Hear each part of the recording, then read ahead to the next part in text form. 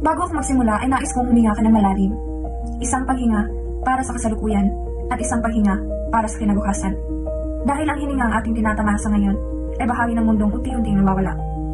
Noong bata pa ako, madalas kong makita ang malinaw na kalangitan, malamig na hangin at malalaking punong nagbibigay silong sa amin. Pero habang tumatanda tayo, napapansin natin unti-unti itong nag-iiba. Mas mainit, mas magulo ang panahon, mas madalas ang baha, tagtuyot at bagyong tila hindi nauubos. Hindi na ito simpleng pagbabago ng klima, ito ay krisis.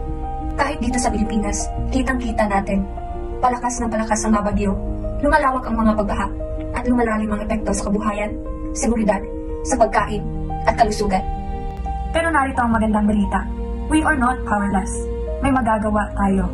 Maliit man o malaki, ay mayroon itong magandang epekto.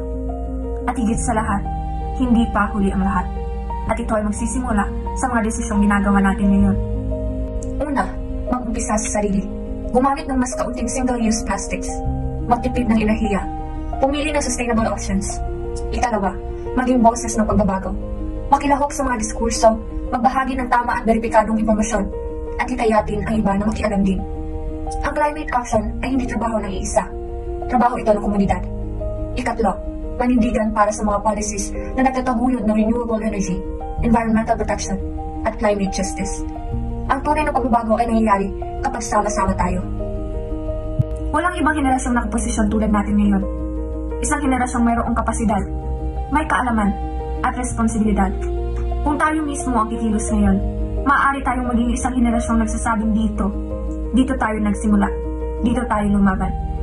Ang kinabukasan ay hindi dapat katakutan kung tayo mismo ang lilikha nito. Maraming salamat.